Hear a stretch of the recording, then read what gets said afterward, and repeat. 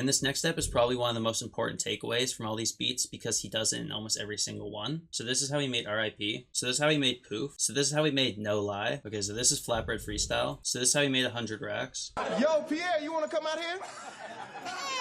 Alright, what's good YouTube? Today I'm going to be going over how Pierre Bourne, the producer, makes his signature retro styled beats. This video is basically going to cover everything about Pierre Bourne, how he makes his chord progressions, his go-to effects, his favorite VSTs and how he manipulates sounds, how he mixes and masters his beats, his favorite drum sounds and presets, and overall how to make a beat just like him. First, I'm going to go through a bunch of remakes I did of some of Pierre Bourne's most popular beats, things I learned from them, and how I applied them later into beats that I made. And then at the very end, I'm going to break down one of those beats, which I think perfectly represents what you would define as a Pierre Bourne type beat. By the way, if you want any of the drum sounds or samples that I use in this tutorial, there's a link in the description where you can download them completely free. Also, I want to mention something real quick. There's a scam going around right now where people are basically selling leaked FLPs, guys saying, oh, they have like a cousin who like knows Pierre Bourne or something like that. Those are all scams. Those project files are actually made by the people distributing them, so don't buy any of those. They're all scams. Stay away from those. Okay, so this is Flatbread Freestyle. I'm gonna go over the chord progression. So with Pierre chord progressions, normally you'll use like 3, 4, 5 chords in a beat. He normally only goes for 2, and sometimes he'll use 3. So I'm gonna play you the melody.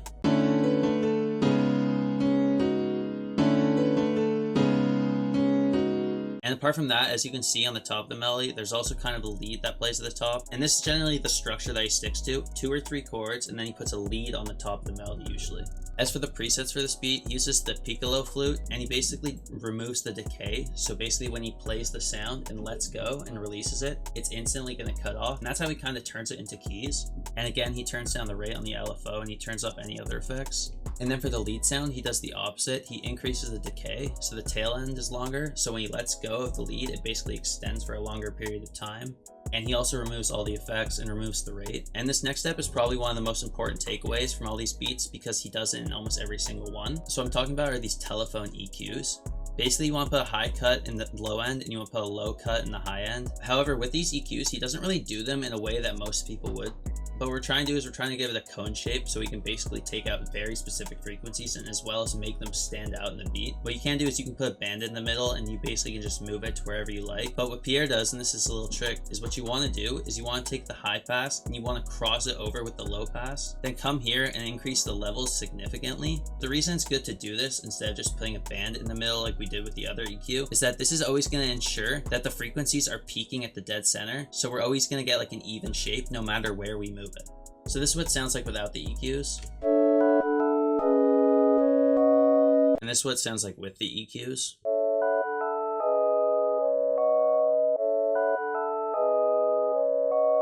Yeah, and that's it for the melody on this beat. One thing I would take away from the drums is for the hi-hats, he normally always does this 2-step hi-hat pattern. Sure, he does other rules and you can do other rules if you want to, but generally if you're going for a Pierre beat, you want to stick to this 2-step pattern. And one more thing is he adds a little vox that basically just gives the beat more uniqueness and character. And you can always just make your own. You can sample literally anything, put effects as you see fit. Yeah, but that's it for this beat.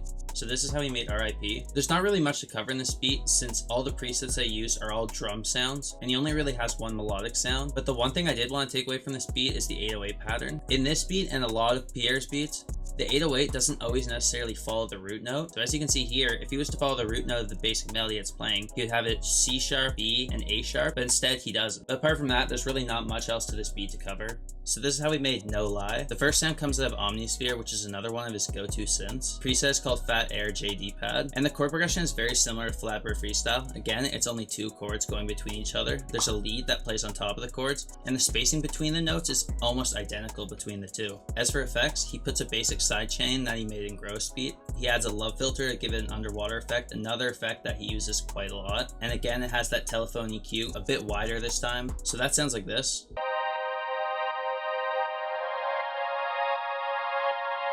And the last preset comes out of Electra, and it's basically a brass sound that comes out of one of the ARPs. You basically have to turn off 2 of the synths and then turn off the ARP, and you're left with this sound.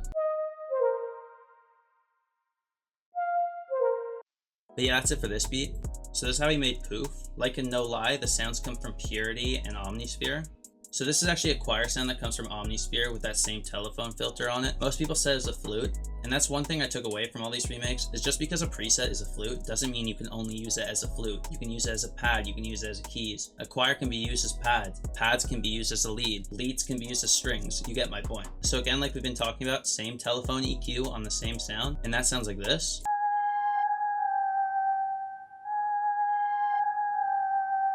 So then he has a string preset that just hits every 2 bars on one note, and it basically has a pre-reverb that rises in before the note actually gets played. And the only way you can really do that is when you record something in Edison. You basically need to chop it and then hit reverse, make it its own unique sample, and put it before the sound plays. So in other words, it's only a sound that you can get when you sample yourself. And that's a big takeaway from these beats, is that a lot of the times Pierre Bourne is sampling himself and manipulating the sound that way. Because there's certain sounds and certain tricks that you can get away with when you sample yourself that you can't normally get away with when you're playing something in MIDI. So the last sound, and this isn't the exact sound, but it's the closest I could get to the filtered chords that are playing in the back. Like we've been talking about, it's simple, 3 chords and a little lead that plays on the top. And the same type of filter sounds, it sounds like this.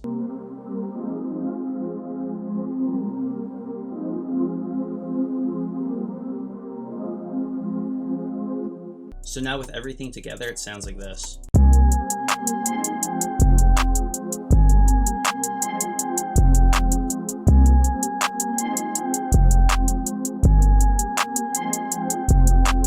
And the last little trick to take from this beat, so as you can see, there's kind of an LFO going on with the velocities where it comes in and goes out every bar. And he probably uses an effect for this from some sort of VST, but I couldn't find it, so I just did it manually. Yeah, so that's it for this beat. So this is how he made 100 racks. And as you'll see in this beat, it kind of incorporates everything we talked about. So at the very beginning, it plays an 808 lead in the 6th octave that sounds like this.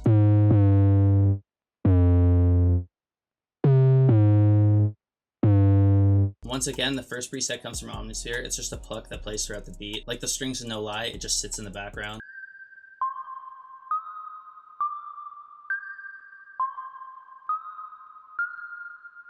And the next sound is the lead, and like in the deconstruction of Poof, although this may sound like it's a flute, it's actually a string preset that comes out of Purity, and it just sits in the background with a reverb and a basic telephone EQ, and it sounds like this. The preset comes out of Purity, it's the default piano, and once again, like we've been talking about, it's a simple 3-chord progression. Once again, filtered with a telephone EQ, but that preset sounds like this.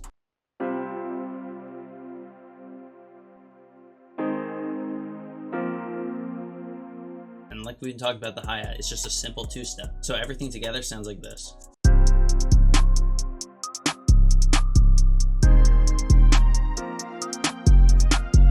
So that's it for the remakes. So what I did after this is I sat down for 5 hours and tried my best to basically make as many beats as possible that sounded as if they were made by Pierre Bourne. So out of all the beats I made, I felt like the last one really sounds as if it was made by Pierre Bourne. And although it may not be the best beat that I made, it's for sure the beat that incorporates all the things that we talked about in this video. The very first thing I used was a simple 2-chord progression from a sample that I just found. So when I first used it, it sounded like this.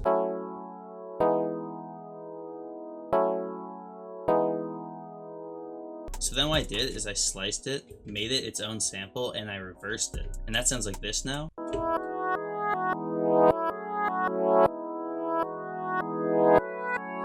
Right after that, I just made the drums. So all the drums together sound like this.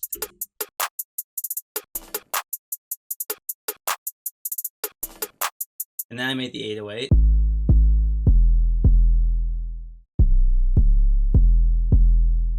Super repetitive and basic, right? And like I've been saying, it didn't follow the root note of the melody whatsoever. I treat it like a synth. I just made my own melody with it. So what I did after that is I went through this retro synth that I paid for. I found this lead preset that I really liked, and I just laid down the most basic melody with it.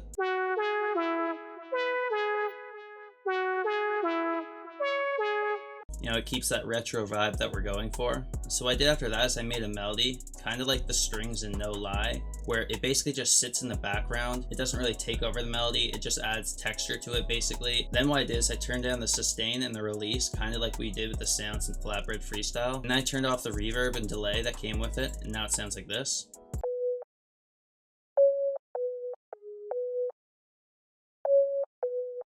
So then what I did is I went in the Hydra VST, I laid down some strings, I recorded it, and then I reversed it, and then I put a bunch of filters on it, and it ends up sounding like this.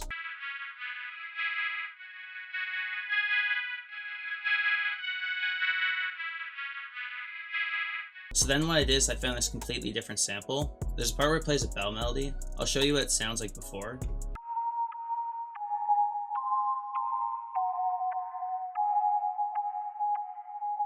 So then what I did was I chopped up the bell melody and made a completely new one out of it. So this is what it sounds like now.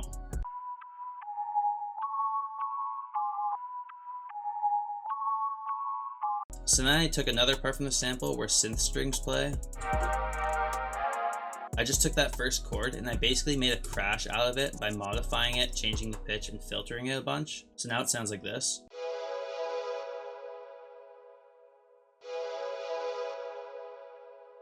So then what I did was I took the common money counter effect and I put a delay on it and a filter on it to basically make it its own sound that plays at the end of each bar. And I add this H delay, and if you're going for that psychedelic feel that you hear in some of Pierre's beats, this is probably the best delay that you could find. So now it sounds like this. So then what I did was I used basic Pierre Bourne tags and FX just to make it sound even more like it was made by him. So now this is what everything sounds like together. Yo, Pierre, you wanna come out here?